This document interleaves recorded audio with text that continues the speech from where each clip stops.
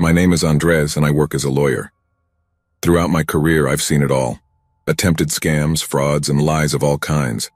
However, I had never experienced anything as terrifying as what happened to me that night. This is my story. It was a quiet night at my house located in a residential area of Mexico. I had had a long day at work, filled with paperwork and endless meetings. After dinner, I sat in my living room with a glass of whiskey in hand, trying to relax and leave the day's stress behind. The soft light from the television flickered in the room, and the silence was broken only by the murmur of the news in the background. As I watched the news, my mind wandered over the events of the day. I had dealt with several complicated cases, anxious clients, and a myriad of legal documents. I felt exhausted, but at the same time, satisfied with a job well done. The house was silent, except for the occasional creak of the wood and the soft hum of the air conditioning. My dog Maximus slept peacefully at my feet, his calm breathing a reminder of the peace that usually reigned in my home. Suddenly, the sound of engines and screeching tires in front of my house shattered the calm. I got up, intrigued and a little alarmed, and looked out the window. To my surprise, I saw several police cars parked in front of my house. The red and blue lights flashed in the darkness, and a group of uniformed men headed towards my door. I felt a knot in my stomach. What was going on? I had no reason to expect the police, much less for them to come in such numbers. When they pounded on the door forcefully, I knew something was wrong. I couldn't let fear take over, so I took a deep breath and headed to the door. "Police! Open the door!" An authoritative voice shouted from the other side. I stood still for a moment, trying to think clearly. My training as a lawyer told me that this wasn't normal. Something about their tone and the situation in general seemed off to me. "What is the reason for your visit?" I asked, trying to keep my voice calm. "We have a search warrant. Open the door right now or we'll break it down," the voice responded. My heart was pounding, but my mind was working quickly. I knew they had to show me a search warrant. I couldn't just open the door without more information. "Slide the warrant under the door," I said, trying to buy some time. There was a moment of silence, followed by murmurs and an exchange of words that I couldn't fully understand. "All right, we'll bring it in a moment," the voice finally responded. The footsteps retreated from the door, and I seized the opportunity to call the police. I dialed the emergency number and explained the situation as quickly as I could. The operator assured me that they would send a patrol immediately. I returned to the door and tried to listen for any sounds on the other side. The men were still there, but now they seemed to be arguing among themselves. My mind was on high alert. Every sound and every movement seemed like a sign of imminent danger. Several minutes passed that felt like hours. Finally, I heard the engines of the police cars starting and driving away. I didn't know if they had really gone to get a warrant or if they were planning something else. The wait was unbearable. With each passing second, my anxiety grew. Finally, I heard the sound of sirens in the distance. The real police were on their way. I felt relieved but also fearful of what might happen when they arrived. The minutes seemed eternal, but finally I saw the lights of the police cars approaching. The men returned just as the real police arrived at my door. The timing was perfect, almost too perfect. The men tried to enter the house once more, but this time they were met by the real police force. "Stop!" an officer shouted, pointing his gun at the men. The situation turned chaotic. The men, seeing themselves surrounded, tried to escape, but there were officers all around the perimeter. The police quickly subdued them, and at that moment I realized something that chilled me to the bone. The men were real police officers, but they were off duty. They were using their authority to carry out illegal raids and possibly other criminal activities. They were arrested on the spot. They were handcuffed and taken to the patrol cars. As the officers took my statement, the gravity of the situation began to sink into my mind. These men, who should have been protecting the community, were abusing their power in the most vile way. After that night, I learned that the men had been doing this for quite some time. They were dismissed from their positions and faced criminal charges. Justice finally prevailed, but the emotional impact of that night stayed with me. I will never forget the feeling of helplessness and fear I experienced. I will never forget how my knowledge and preparation helped me stay calm and make the right decisions. And I will never forget that even those we trust for our safety can be corrupt and dangerous. This experience changed me forever. It made me more cautious, more aware of my surroundings, and above all, more grateful for the true law enforcement officers who do their jobs with integrity and honor.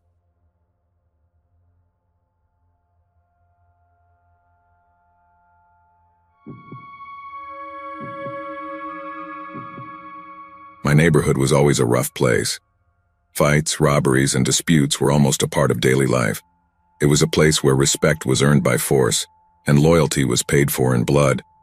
But we had never experienced anything like what happened that night. I still remember every detail with a bone-chilling clarity, which is why I'm telling my story anonymously, to keep myself safe and to prevent the nightmare we lived through from happening again. I lived in a neighborhood where problems were frequent. The atmosphere was always tense, and most of the time, violence was the answer to any conflict. The neighborhood streets were narrow and covered in graffiti, with houses in faded colors and windows protected by bars. The children played on the sidewalks, closely watched by their mothers, while the men gathered on the corners smoking and surveying the scene. Two gangs dominated the area. Ours, led by a man known as El Gordo, and the rival gang from the neighboring barrio, whose leader was a guy called El Chacal. El Chacal and his men were known for their brutality and lack of scruples, and although there had always been conflicts between the two gangs, what happened that night surpassed anything we had imagined. El Gordo was an imposing man with a robust build and a penetrating gaze. He had earned his nickname due to his strength and determination, and he was both respected and feared. Under his leadership, our gang had managed to maintain some control over the neighborhood, ensuring that local businesses paid their protection fees and that internal conflicts didn't get out of hand. El Chacal, on the other hand, was a thin and cunning man, with a smile that never reached his eyes. His gang was infamous for its cruelty and for having no limits when it came to getting what they wanted. His men were ruthless and willing to do anything to keep their reputation intact. It all started on a summer day. It was hot and the tension was so thick you could cut it with a knife. The fans in the houses buzzed incessantly, and the air was heavy with humidity and dust. A fight broke out between El Gordo and El Chacal on a corner of the neighborhood, a confrontation that left several injured and was the spark that lit the fuse. The fight began with a heated argument over territory and business. Insults flew and soon turned into blows. A crowd gathered around, some cheering, others simply watching with morbid curiosity. El Chacal pulled out a knife and brandished it skillfully, while El Gordo responded with fists and a brute force that few could match. The rumor started spreading like wildfire. El Chacal's men were going to return, and this time, they wouldn't be satisfied with just injuring a few. They were coming to kill all the members of our gang and anyone who got in their way. The news quickly spread throughout the neighborhood, sowing fear and uncertainty. The women gathered their children and took them home, while the men prepared for the worst. We knew something big was coming, but no one could predict the magnitude of the disaster that was approaching. The night in question arrived without warning. Everything seemed normal at first, until the first screams started echoing through the streets. It was around 11 at night when El Chacal's men stormed into the neighborhood. They came armed to the teeth and with the firm intention of making good on their threat. The massacre began immediately. First, they went after the members of our gang. They killed them one by one without mercy, ensuring that no one was left alive to tell the story. The sound of gunfire and screams of agony filled the air, creating a macabre symphony that still echoes in my mind. The lights in the houses went out one by one as the neighbors tried to hide and protect their families. El Chacal's men showed no mercy. Each shot was precise and lethal.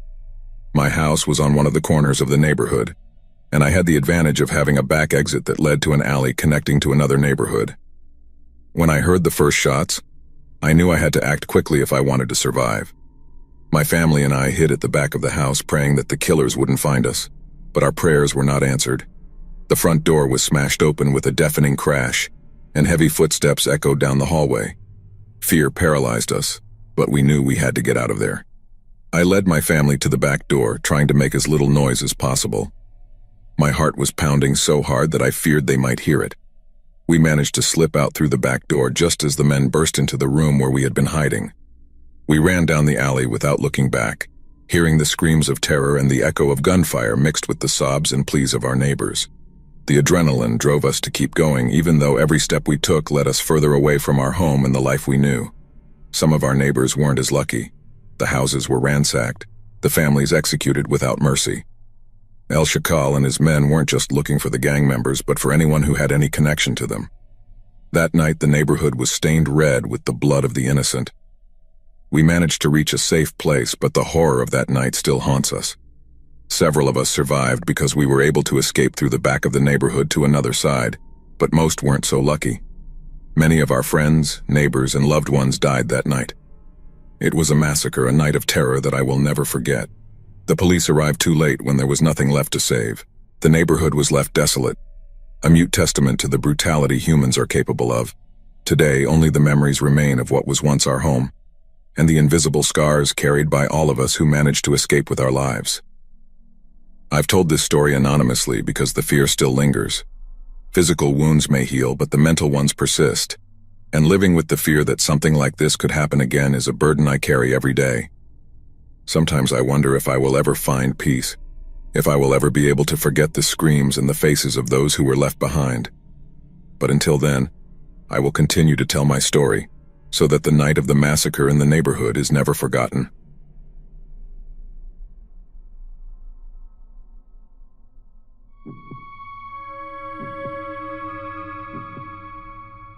I went to a university in a small town called Sheridan, Wyoming.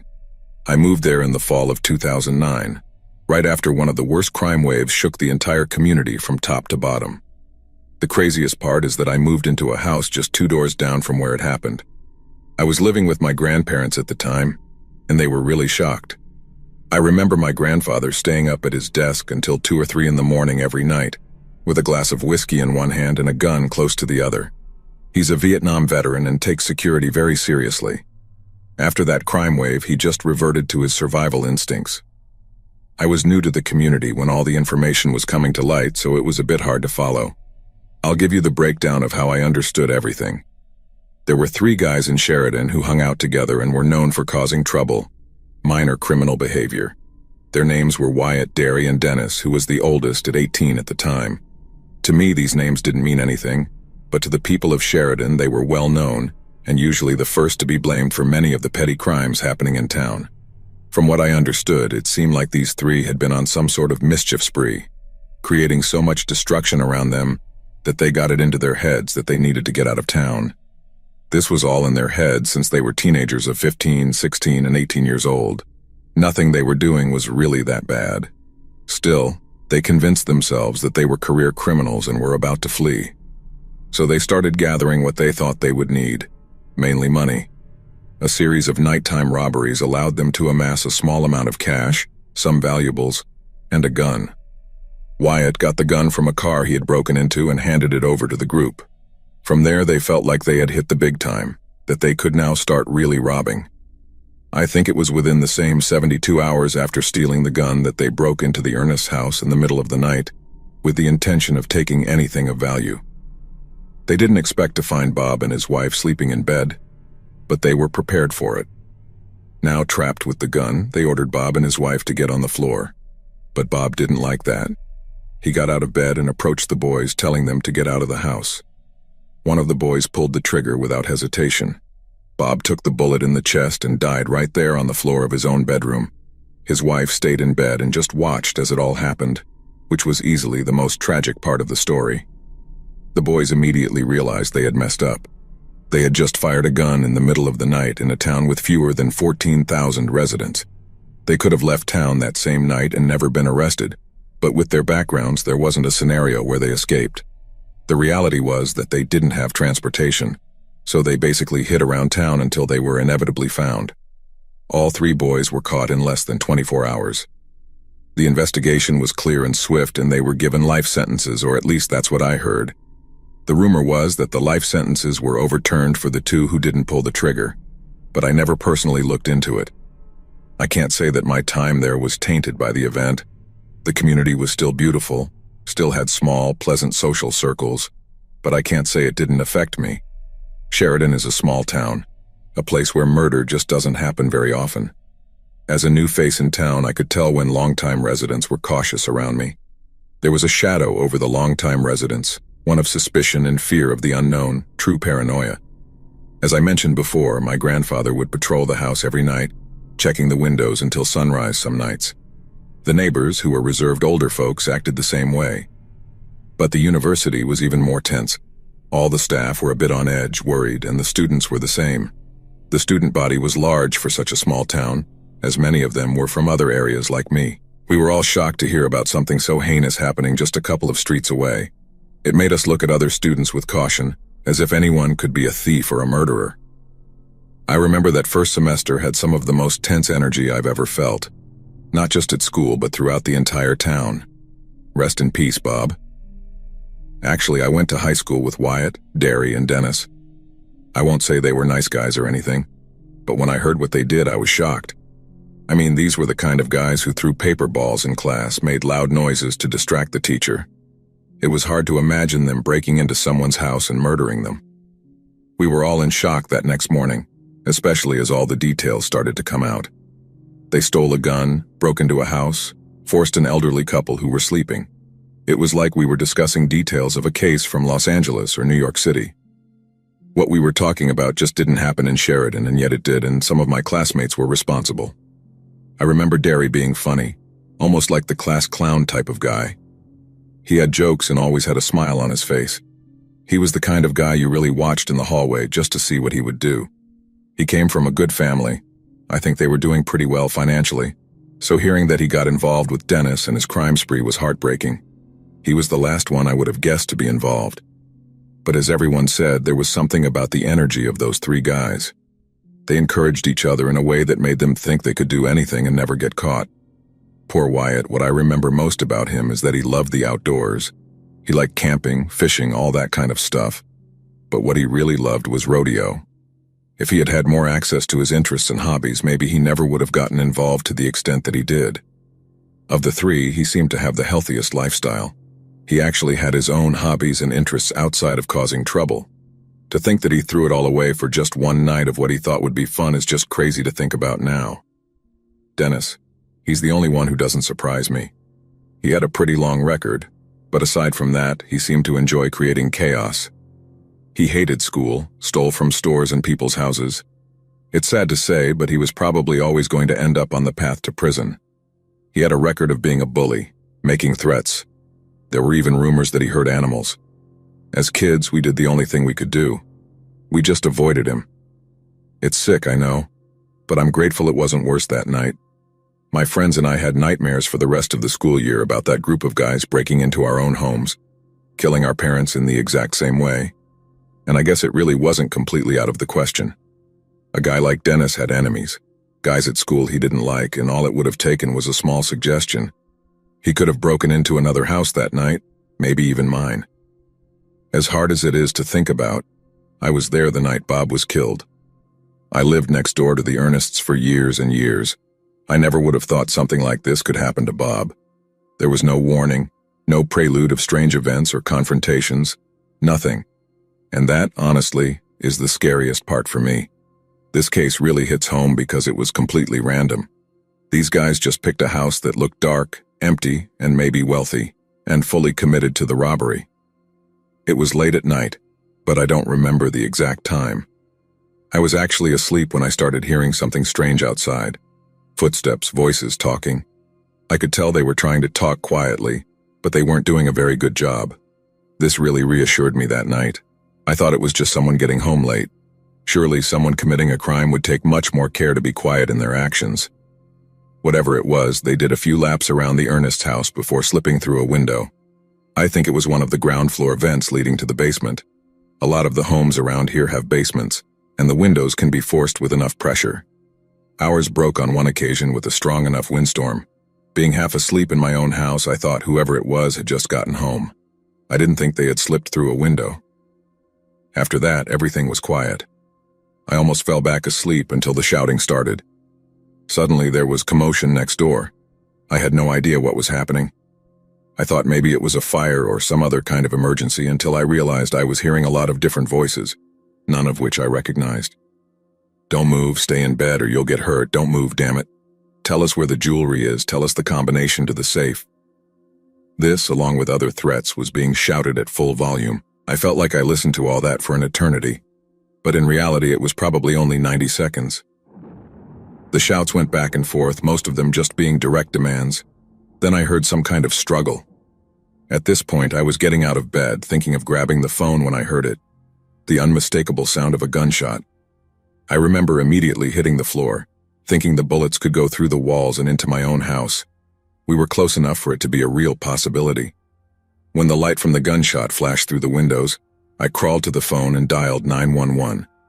I found the line busy. Apparently everyone on the street was calling the police too. This was a good thing, since what I had taken as a late-night neighborly outing was obviously something much more dangerous. I dialed again and got the same result, so I just waited. This was a big mistake because the things I heard still haunt me to this day. I could hear Bob going through the process of dying, even being a whole house away.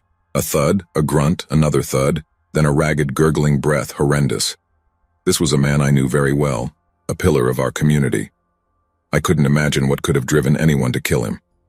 Then I could hear his wife sobbing, screaming, pleading for help, probably also trying to call the police. I could also hear the killers, whoever they were, panicking and running desperately through the house, knocking things over, searching for valuables before finally fleeing through the front and back doors, running in different directions. I stayed there, panicked, waiting to see if anyone would try to break into my own house. It could have been a natural place to hide after such a crazy crime. Luckily, no one tried to open my doors or windows, so I assumed they were just trying to get away and not hide. The next thing I knew, my house was lit up with red and blue lights, one patrol car after another pulling into the Ernest's driveway. An ambulance, paramedic teams, even the fire department's medical truck arrived. Again, this is a very small town. Something so out of place for us was a call to action on a large scale. Everyone wanted to be on the scene to make themselves available after such an evil act. The boys didn't get very far. Bob's wife knew some of them by name. They were caught that same night or in the morning without incident, processed, and then justice was served. They all tried many times to overturn the life sentences they received, but the Supreme Court denied them. As for the rest of us, the town wasn't the same after that, at least not for a few years. We were like Mayberry before the murder. Some of us literally didn't lock our houses, cars, or anything. We just didn't have that kind of criminals here. Since that murder, times have changed. In fact, we've had a few more since then. But people seem to react less and less each time. Now the younger generation doesn't seem as affected. They don't seem to care about what happens in their own community as long as it doesn't happen to them directly. A very strange way of thinking, one I don't understand. But hey, I'm an old man. What do I know? I've been retired from the police force for almost a decade, but I was on duty the night those boys killed Bob. It's a truly tragic incident, almost an accident, honestly. Those boys were stupid, wild, and up to no good, but I can't say any of them had the heart of a killer. I think one thing led to another, one bad decision after another, and soon they were in too deep. To this day, I've never had a call like the one I got that night. We were radioed to the Ernest's house, just like everyone else that night. I worked for the local precinct, not the county sheriff's department, so I was one of the first to arrive. The street was lit up by all the neighbors coming out of their houses, half of them armed, standing alone in the street waiting to hear what was going on. We cordoned off the property and told everyone to stay back and put their guns away. The Sheridan Police Department had it covered. The first thing was to secure the scene and get poor Linda out of there. His wife was in an absolute state of hysteria, and Bob was actually still alive. Just as we cleared the scene and everything was cordoned off, the paramedics arrived, got the victim onto the ambulance and transported him to the hospital. Unfortunately, he died that night. The gunshot wound was too much for him at such close range.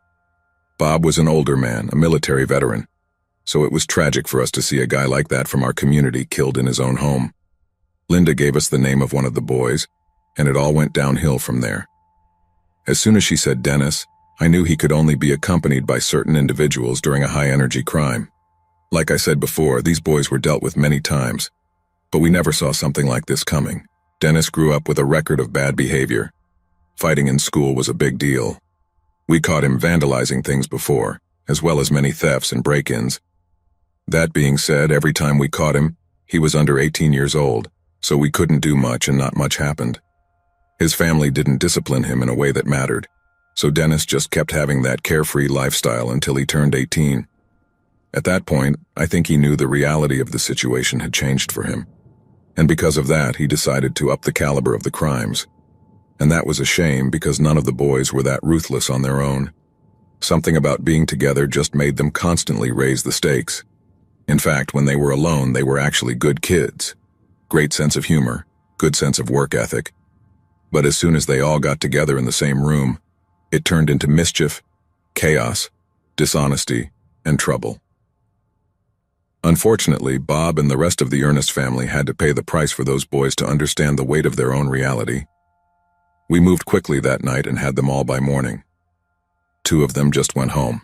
Derry and Wyatt both were easy to locate and crumbled under the pressure of interrogation almost immediately. The story quickly began to take shape. Dennis somehow convinced the other 2 that they were some kind of street gang and that they needed to get the means to leave Sheridan. This is a common thought here for our young delinquents. There are a couple of private schools for troubled youth. Many of them have that same outlook.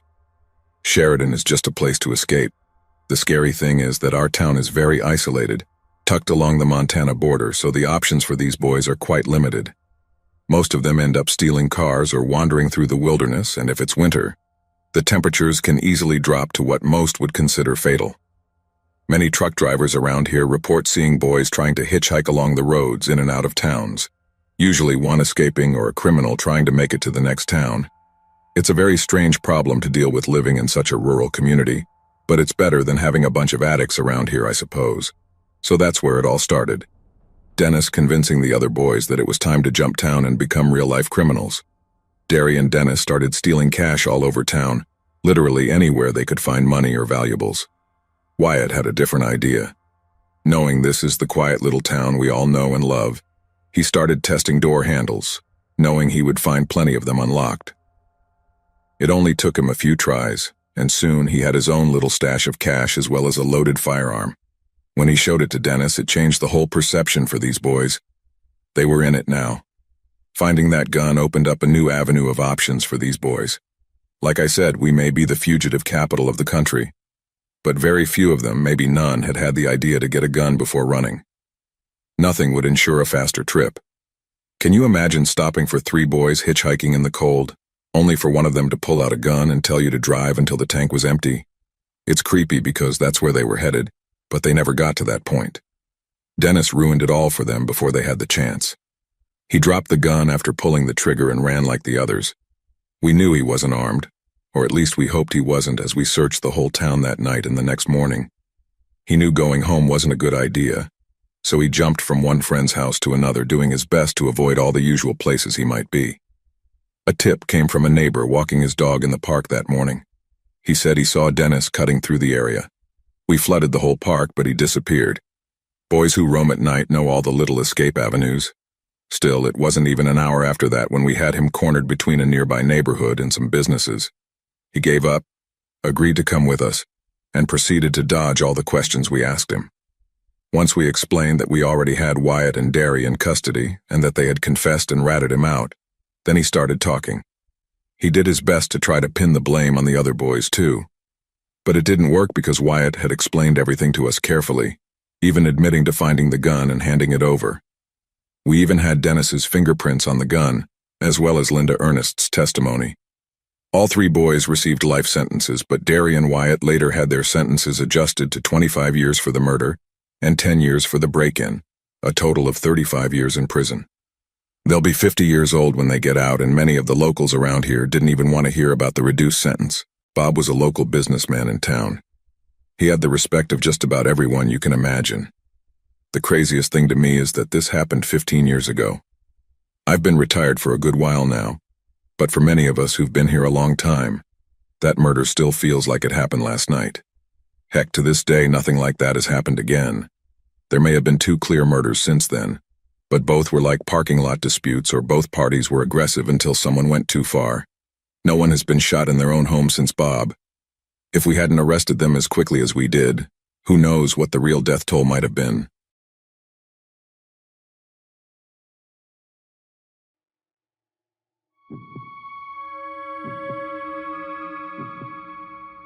I arrived home after an endless day at work. The afternoon had been exhausting, filled with endless meetings and a mountain of emails that never seemed to decrease. As I walked into the house, I felt relieved to leave behind the hustle and bustle of the office. My first impulse was to find something to eat, but the fatigue weighed so heavily on me that I didn't even have the energy to think about preparing a meal. So I left my coat and bag in the entryway and headed straight for the living room sofa. The tranquility of my home was always a balm after a stressful day. I turned on the TV and sank into the sofa, just wanting to relax and disconnect from the routine. It was around 7 in the evening. and the sun was slowly setting, leaving behind an orange and golden sunset that barely managed to penetrate through the curtains. I decided to get comfortable and let myself be enveloped by the comfort of home. I settled on my sofa with a blanket over my legs and prepared to enjoy a quiet evening in front of the TV. Not much time had passed, perhaps an hour, when the doorbell rang, breaking the silence that had filled the house. I got up, a little confused as I wasn't expecting any visitors. I looked through the peephole and didn't see anyone on the doorstep. I thought maybe someone had rung the bell by mistake or that it could have been a prank. However, just as I was about to return to the sofa, the doorbell rang again. This time, an uneasy feeling started to settle in my chest. I decided to open the door, hoping to find a reasonable explanation for the persistence. When I opened it, I found a man wearing a pizza delivery jacket, holding a box in his hand. His expression was friendly, but there was something about his demeanor that didn't quite fit. He looked at me with a smile that didn't fully conceal a slight tension in his eyes. "Hello, good evening," I said, trying to maintain a cordial smile. "Can I help you with something?" "Yes, of course," the man replied. "I have a pizza for you. Amanda, right?" I was surprised. I hadn't ordered any pizza, and frankly, I wasn't in the mood to receive one. The idea that someone might have made a mistake with the address didn't seem very likely, but the way the delivery man insisted it was for me made me feel uneasy. "I'm sorry, I think there must be a mistake," I said, trying to be firm but polite. "I didn't order any pizza." The delivery man glanced over his shoulder, then turned back to me with a confused but insistent expression. "Are you sure? The order is for Amanda, isn't it?" I felt uncomfortable. His behavior wasn't typical for a delivery person. The insistence in his tone and the way he looked at me made me feel that something was off about the whole situation. Even though I was tired and wanted to resolve the situation quickly, I decided not to accept the pizza and closed the door. As I closed the door, I saw the delivery man walking away toward his vehicle, which was parked on the curb. I stood in the doorway trying to figure out if there was something strange about all this. I decided I was probably overreacting and tried to return to my quiet evening, but the unease lingered. Not much time had passed when the doorbell rang again. I felt more alert this time. I looked through the peephole and saw the same man as before with the same pizza box. The discomfort in my chest grew. I opened the door, this time with a mix of irritation and concern. "Again?" I asked, trying to stay calm. "I already told you I didn't order any pizza." The man seemed more determined this time. "I'm sorry, I think there was a misunderstanding. Maybe they brought the wrong pizza." "I'm sure it's for you," he said, extending the box toward me. I felt uneasy seeing his persistence. It wasn't normal for someone to insist so much on delivering a pizza that clearly hadn't been ordered. His attitude started to make me even more nervous. "I haven't made any orders," I repeated, this time more firmly. "I have nothing to do with this." As I tried to close the door, the delivery man stayed there, looking through the crack. I felt a chill run down my spine. I decided that it would be best not to open the door again and instead call the restaurant to clarify the situation. I quickly went to the kitchen and grabbed my phone. I dialed the restaurant's number to inform them of the problem. While I was on the call with the operator, the doorbell rang again, this time more insistently. The delivery man was banging on the door harder, his behavior becoming increasingly desperate. The conversation with the police operator became more urgent as I listened to the bangs and shouts from the delivery man. I felt trapped and vulnerable. I had no idea what this man might do if he managed to get into the house. The sense of panic grew with each passing second. Finally, I heard police sirens in the distance. The officers arrived quickly, surrounded the house, and began searching for the man. The delivery man, realizing the police had arrived, started to move away from the house. I watched from the window as he tried to escape, but the officers caught up to him and arrested him. When the police informed me that the man had been arrested, I felt relieved but also exhausted. The officers told me that the man had a history of similar behavior in other neighborhoods. He had been arrested several times for making fake deliveries and harassing people at their homes. I made sure that all the doors were securely locked and that there was no way the man could get back into my house. I sat on the sofa, my heart still racing and my body trembling. I grabbed a beer from the fridge and collapsed on the sofa, trying to process everything that had happened. I called a close friend to tell them about the experience. I felt grateful for having been alert and that the police had arrived in time. The experience made me reconsider the security of my home and the importance of always being vigilant for anything suspicious. I never received a pizza delivery after that incident. The experience left a mark on me and made me more cautious with strangers. Although the scare passed, the feeling of unease lingered for a while. I realized that from then on I would have to be much more careful with the security of my home and always check any suspicious situation. Life went on, but the experience made me more aware of the vulnerability one can feel in their own home. The man who almost put me in danger was arrested and already had a history of doing this repeatedly. I didn't want to know more about his life or his motives. What mattered was that I was safe and that my home remained a safe haven. Although I never knew what truly motivated his behavior, the fear and uncertainty I experienced that night made me value safety and peace of mind even more in my life. In the weeks following the incident, I found myself more alert than ever. Every time I heard a sound at night or the doorbell rang, my first impulse was to check the security cameras and secure all the locks. Although I tried to get back to my usual routine, the experience left an indelible mark on my psyche. Every creak in the house, every shadow moving outside my window, reminded me of the fear I felt that night. I started making small modifications to my home to increase security. Installing additional surveillance cameras, reinforcing door locks, and securing the windows became my top priorities. I also changed my nighttime routine. I never went to bed without first checking all the entrances and keeping the exterior lights on. It felt like a small price to pay for the peace of mind these preventive measures provided. One afternoon, while checking the area around my house, I ran into one of my neighbors, a kind man who had always been a good friend, and I decided to tell him what had happened. I shared the details of the incident, how the man had come several times and how the police had arrived just in time. My neighbor listened attentively and thanked me for keeping my house safe. He also shared that he had had similar experiences with strangers at his door, which made me feel a little less alone in my concern. The conversation with my neighbor made me reflect on how common fear is in our daily lives. I never imagined that a simple pizza delivery could trigger such a disturbing episode. Despite the apparent normality of my neighborhood, it seemed that danger could be just around the corner.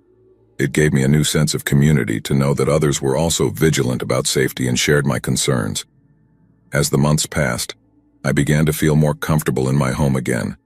Although the vigilance never diminished, I learned to live with the knowledge that I always had to be alert and prepared for any eventuality. The experience made me more aware of the invisible dangers lurking in everyday life and reinforced my determination to protect my family and myself. One day, while checking the mail, I received a letter from the police. It was a follow-up notification informing me that the man who had been arrested had been charged with several offenses related to harassment and unlawful entry. The letter explained that the individual had been convicted and sentenced to several years in prison. It was a relief to know that justice had been served and that he would not be able to cause harm again. I couldn't help but think about how his life had taken such a dark turn and what had led him to behave that way. However, my main concern was and always would be my safety and that of my family. Although I had experienced a moment of fear and vulnerability, the situation taught me the importance of always being alert and not underestimating any warning signs. Life went on, and although the memory of the incident sometimes haunted me, I tried to focus on the positive. I learned to value my home and the safety it provides even more. Every time I walked through the door, I felt grateful to have a safe place to return to, a refuge where I could leave behind the stresses of the day and rest in peace. Over time, the fear gradually faded, but it never completely disappeared.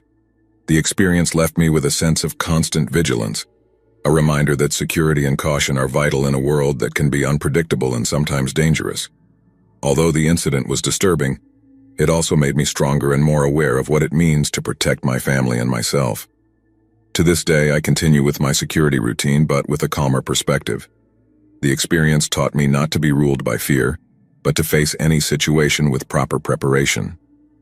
Although fear never completely goes away, I learned that facing challenges with calm and caution is the best way to ensure safety and peace of mind in my home.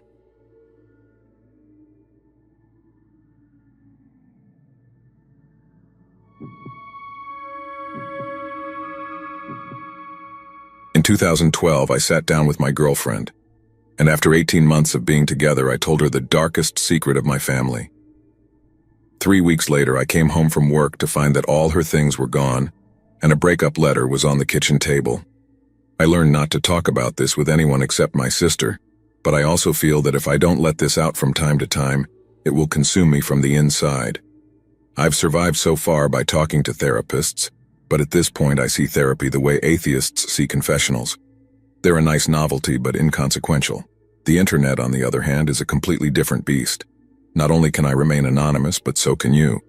And just as it allows me to say things I would never say face to face, it allows you to give me your full and unrestricted opinions, no matter how brutal they are. But I'm okay with that. And that's why I'm writing this, because I'm not seeking absolution, I'm seeking judgment. I was 12 years old when I made the discovery, and throughout that summer I had a consuming obsession: Pokémon Red. I spent hours and hours capturing and training the original 150 Pokémon. Then, after I beat the Elite Four and completed my Pokédex, I simply deleted my game and started over. But showing how much I loved playing Pokémon, my parents found a way to punish me every time I misbehaved. They were mostly great parents to me, and my misdeeds were mostly harmless. But whenever I didn't do my chores or was rude to my sister, the favored item for confiscation was my Game Boy. It worked like this. They would hide it somewhere, but I would always find it, then they would catch me playing it and take it away again. This meant I spent a lot of time snooping around my parents' bedroom and my dad's office, and since it was still summer vacation, I had plenty of time to do so. But it was during these little search sessions that I discovered my dad had a secret space hidden in his office. He usually kept it locked, but one afternoon while snooping around, I found the key. My dad had this large old cabinet where he kept all sorts of things, and I knew he sometimes hid my Game Boy in there. So after having no luck elsewhere, I started looking in it. I remember reaching into one of the lower cabinets, leaning in a little too hard, and then hearing a dull wooden crack as the back wall of the cabinet suddenly gave way. When I looked, hoping I hadn't broken it, I saw there was a small hidden compartment. Due to the dim light, the only thing I recognized at first was the gun, but there was also something that looked like a letter, and more importantly, something that was shaped like my Game Boy. I reached in to grab it, but as soon as I touched it, I realized it wasn't my Game Boy. It felt like leather, not the plastic I was used to, and as curiosity got the better of me, I pulled it out of the hiding spot to see what it was. It was a journal, an old leather-bound journal, and when I opened it, I recognized my father's handwriting. I could recognize his handwriting, but I definitely didn't understand most of what was written. The entries were clearly dated, but what followed was an unintelligible mess of abbreviations, words, and phrases. There were also these small hand-drawn diagrams that looked like beds, along with stick figures whose limbs were contorted into unnatural positions. I didn't fully understand what I was seeing, but I knew just by the fact that it was hidden that it was part of some secret side of Dad that he didn't show us. I was so filled with macabre curiosity that I felt the need to check out the other things too. First came the gun. It was much heavier than they seemed in the movies and much scarier too. I held it as if it were made of glass, not even daring to touch the trigger. Then I put it back as slowly and carefully as I could. I saved what looked like an envelope for last. I thought it would be sealed, but after retrieving it, I saw it wasn't an envelope at all. It was one of those plastic cases that photo developers give you, the kind that holds all your photos and negatives. I thought it might be family photos since those were the only ones I'd seen come out of a wallet like that, but the only family member present in the photos was my dad, and this version of him was different from any other I had known. The first photos were of a bed somewhere I didn't recognize. It didn't seem very notable at first, but then I noticed the rope tied to the bedposts, and that bad feeling I had started to intensify. The next photos were of a bunch of tools, all laid out on a wooden table, but I noticed some other things mixed in among them. There was a hammer, a hand drill, a pair of metal pliers, all things for home improvement, but there was also a scalpel and other surgical tools that looked so sharp they made me shiver. The next photographs I saw were of my dad, but as I said before, there was something really strange about him. He had taken some pictures of himself, but he seemed particularly interested in how his eyes looked, as some were close-up shots of them. I don't know why he didn't just look in the mirror, but then again, I had no idea why Dad was doing any of this, let alone why he wanted to hide it from us. But when I saw the next photo, I had this intense feeling of dread and knew I was seeing something he never wanted me or Mom to see. I assumed the first person in the selfie was my dad, but his face was covered by some kind of fabric sack made of black wire mesh, so I couldn't be 100% sure. Assuming he could see through it, there was no good reason why my dad would want to cover his face like that. There was also no good reason why he would want to use it as a blindfold, and the thought of him doing something like that filled me with dread. But then, as I reached the next photos, that feeling was replaced by one of confusion. The photo showed a young Asian man smiling while posing next to some art installation somewhere downtown. The next photo was of my dad smiling next to the same piece of art. I didn't recognize the guy, but I did think it was strange that he looked much younger than my dad. The happy vibe continued for a few more photos. There were pictures of them drinking together at some bar, pictures of the Asian guy who seemed to be dancing. It was all smiles in every photo, and then suddenly the vibe of the photos changed drastically. In the next photo, he was standing uncomfortably with his arms at his sides, with a slightly scared expression on his face. The next photo showed him tied to the bed. He was looking at the camera, and the terror on his face was even more pronounced. The final photo showed a man with that fabric mask leaning over the guy. I couldn't see what they were doing, but the guy's legs were tense and pulling against the ropes that tied them, almost as if he were in intense pain. I remember having an incredibly visceral reaction to that last photo, so after shoving the photos back into the wallet, I tried to put everything back in the small hiding spot exactly as I had found it.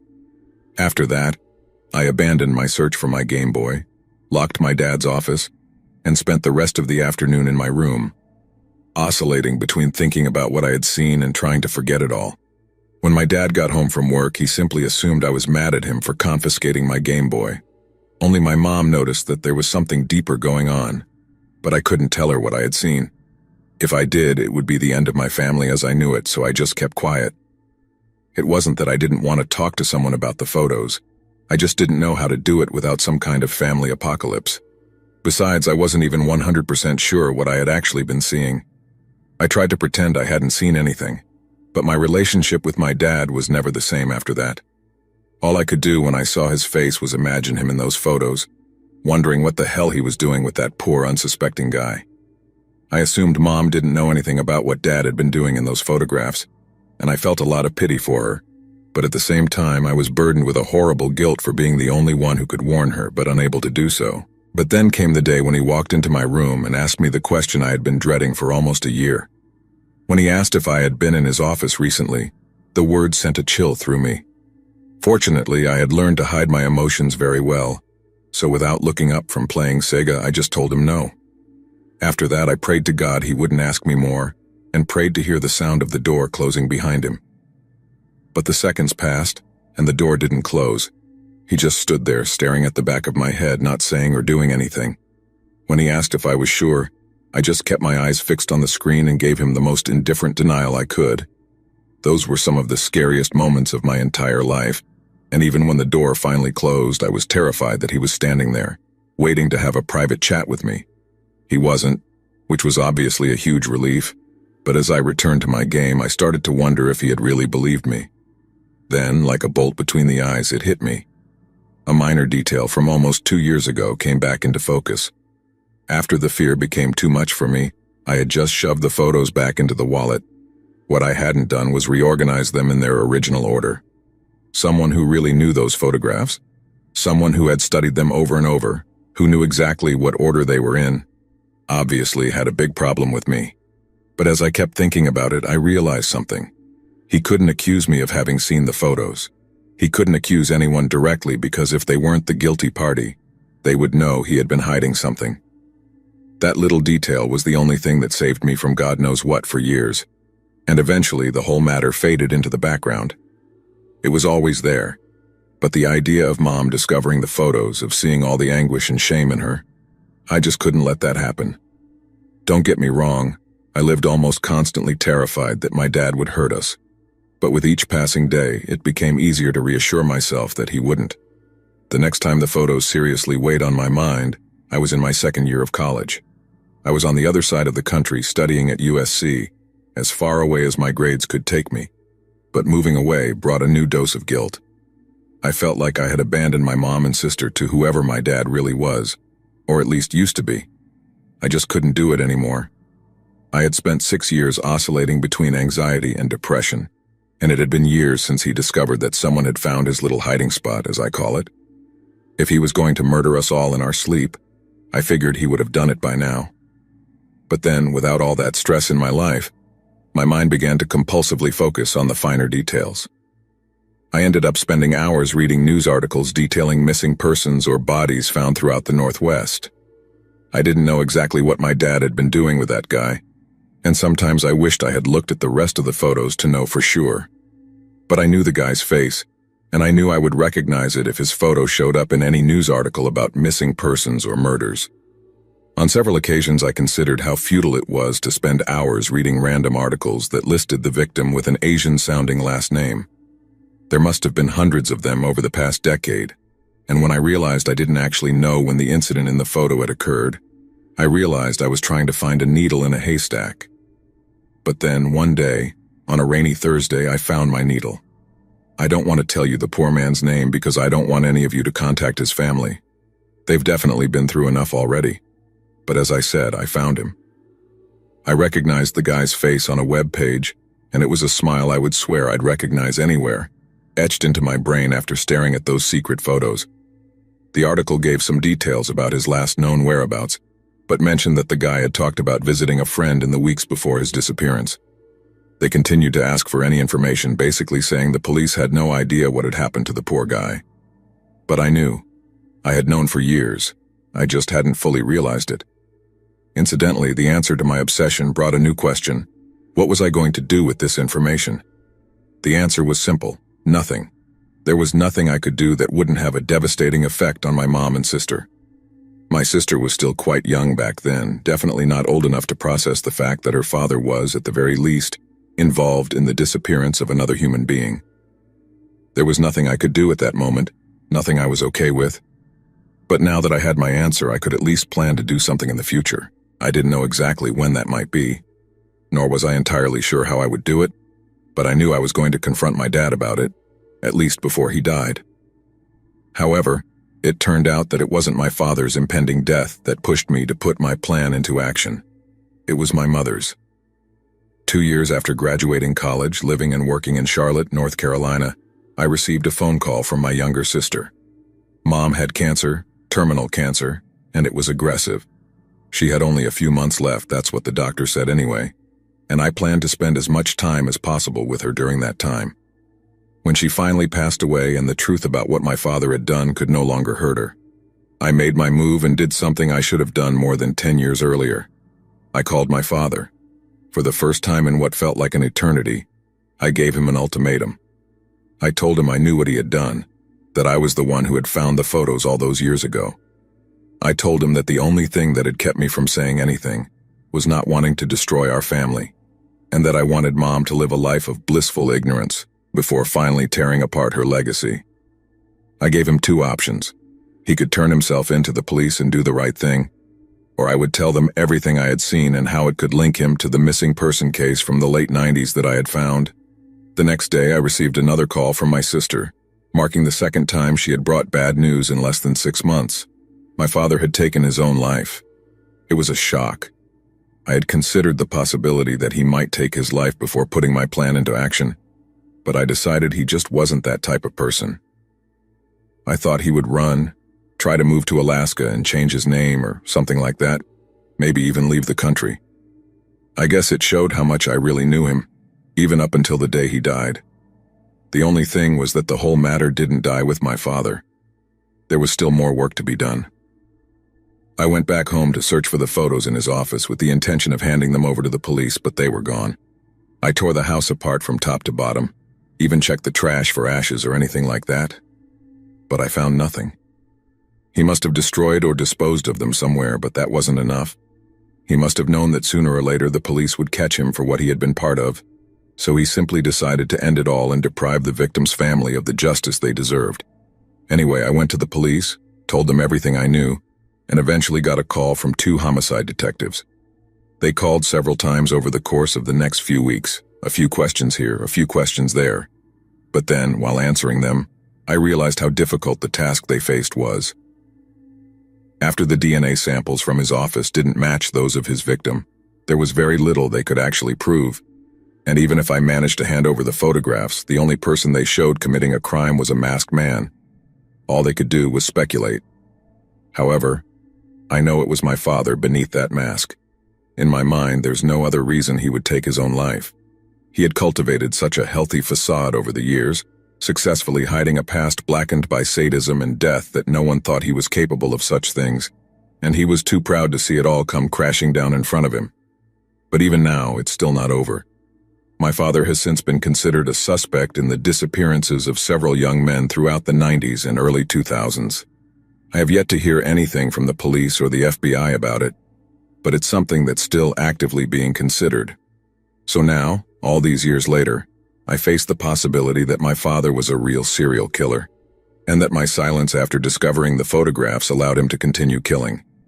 I could be responsible for an untold number of unsolved murders across the Northwest, and when I tell people that, it's no longer enough to hear platitudes.